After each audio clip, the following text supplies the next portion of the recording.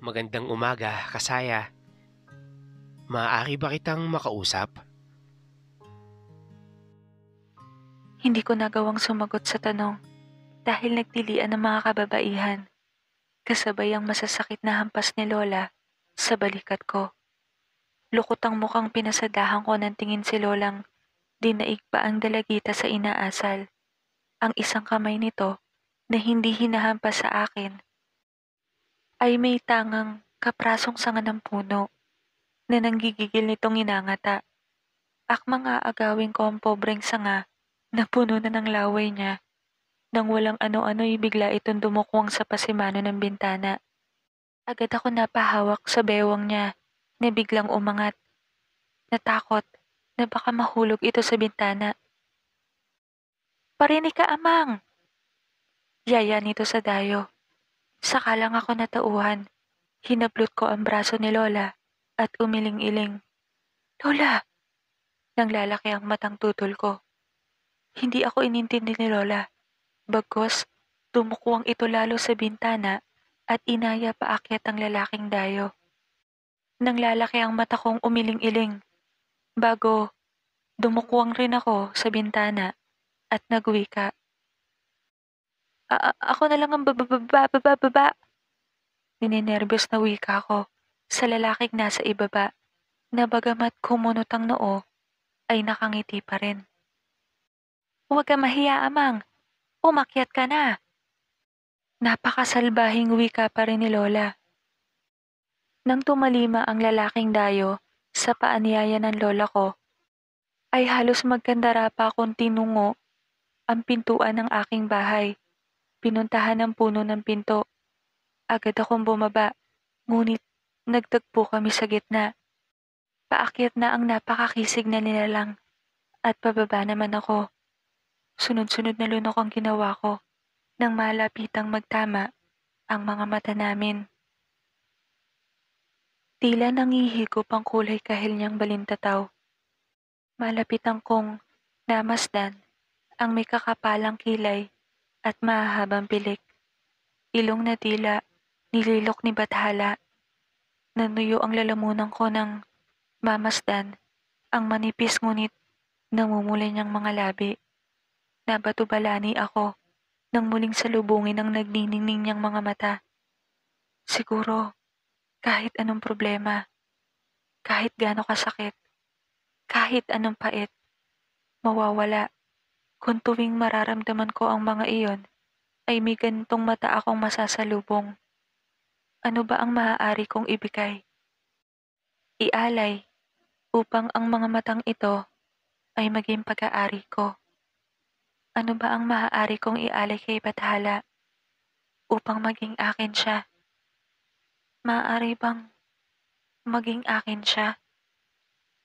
Pipinghiling ko. Anong nangyayari rito?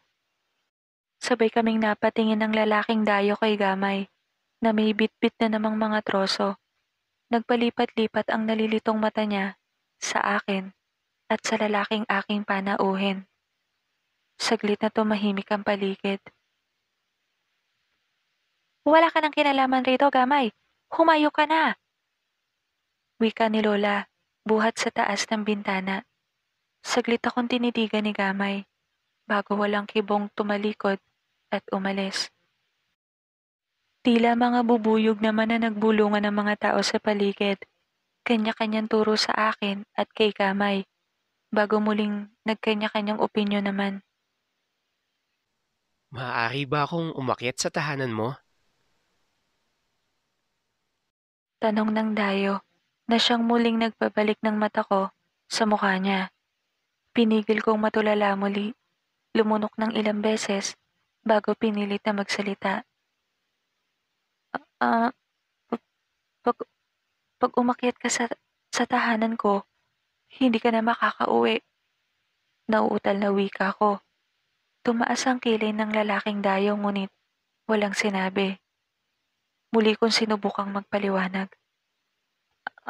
Ang ibig ko bang sabihin ay may, may kautosang hindi mababali sa amin tribo na pag umakyat ka sa hagdan ng dalagang may-ari ng tahanan, ay pinipili mo na siyang maging kabiyak bilang bilang asawa.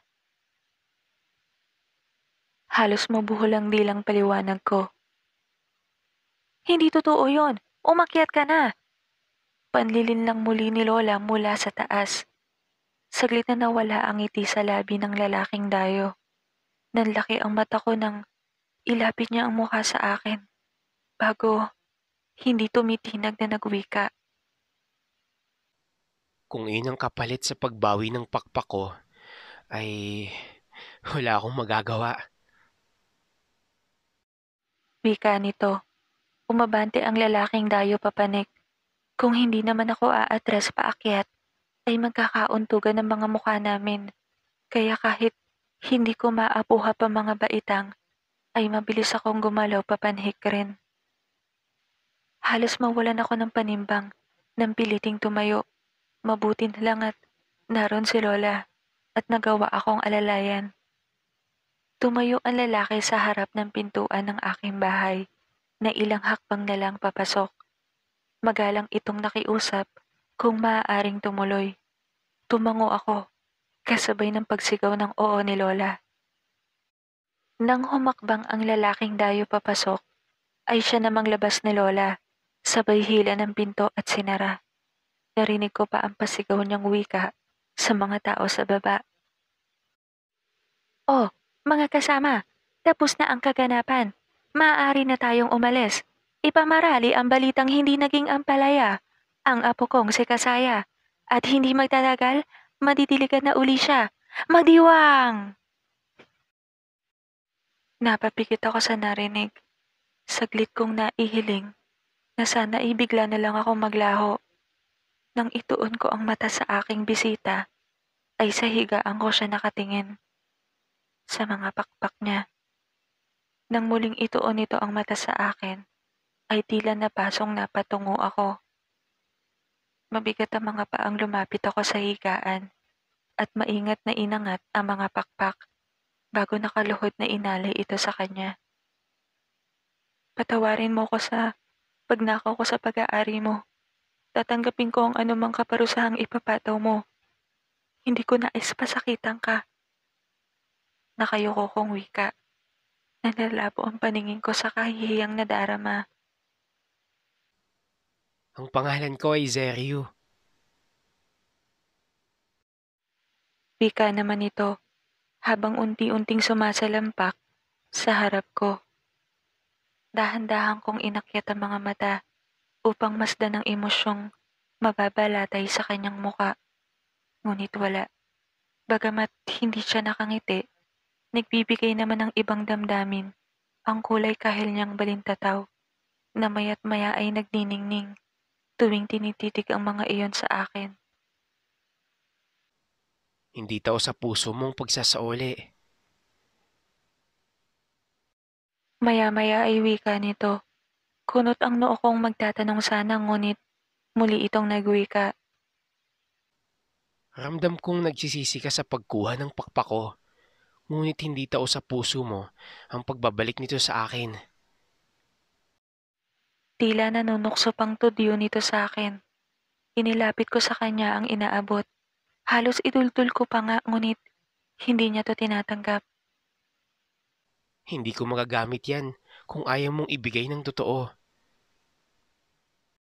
Hirit pa muli nito. Saglit kong inaral ang mukha niya. Tila mayroong biro o isang bagay na hindi ko makuha. Buhat sa seryoso, ngunit nagniningning niyang mga mata. Kunot ang noong nagwika ako. Paano gagawin ko? Tumindig si Seryo at naglakad-lakad sa paligid ng munti kong bahay bago humarap sa akin at nagsalita. Maaari ba akong tumigil rito hanggang sa ibigay mo na sa akin? Napanganga ko, ngunit hindi ko sukat akalaing sunod-sunod ako mapapatango. Muling lumapit sa akin si Seryo at sumalampak sa harap ko. Voluntaryo akong umatras ng bahagya. Tila may naghabulang daga sa loob ng dibdib ko nang bigla siyang kumindat. Huwag kang mag-alala. Masipag ako at madaling matuto.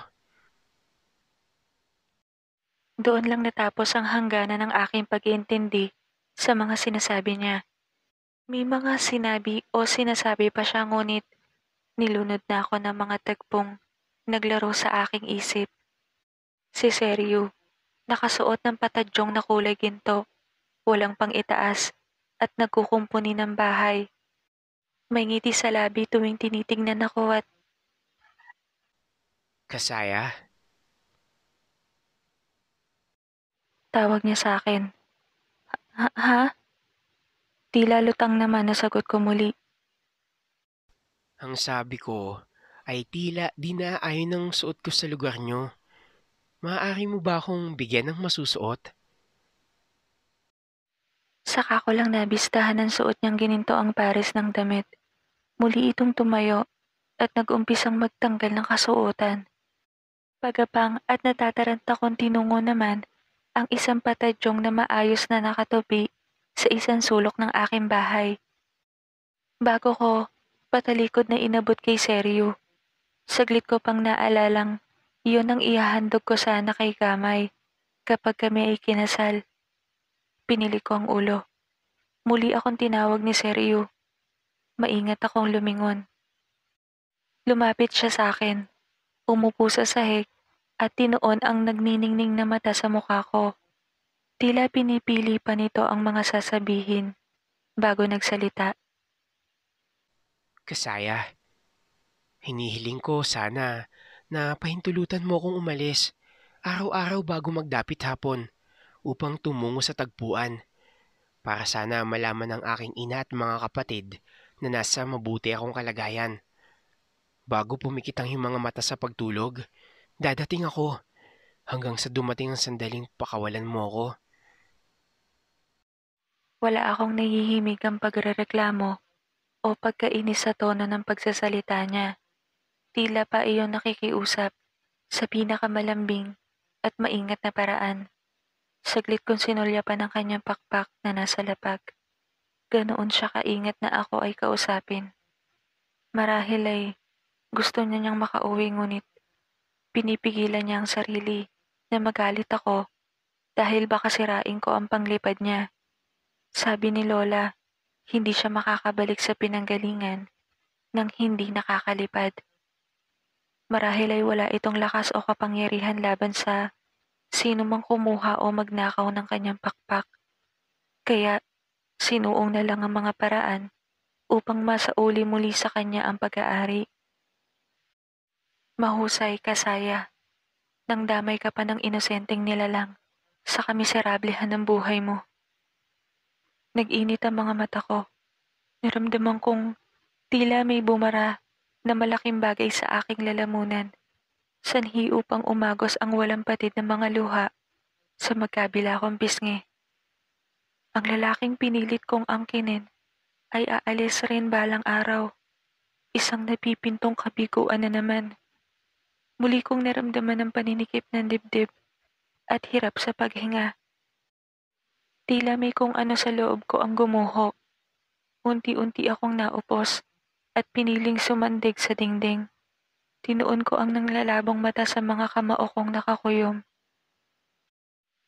Naramdaman kong muling lumapit si Seryu. Gamit ang kaliwa niyang kamay, pinahid niya ang mga luhang panay ang agos. Saglit niya akong tinitigan. Binasa ang mga mata ko.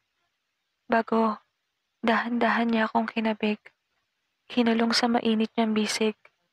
Mainit roon. Ngunit, ang init ng kanyang katawan ay nakakakalma. Tahimik na pala akong humahagulgol. Hindi ko na namamalayan. Maingat at may lambing niyang inilayo ako ng konti sa kanya. At bago pa ako nakahuma, ay maingat na sinakop ang mga labi ko.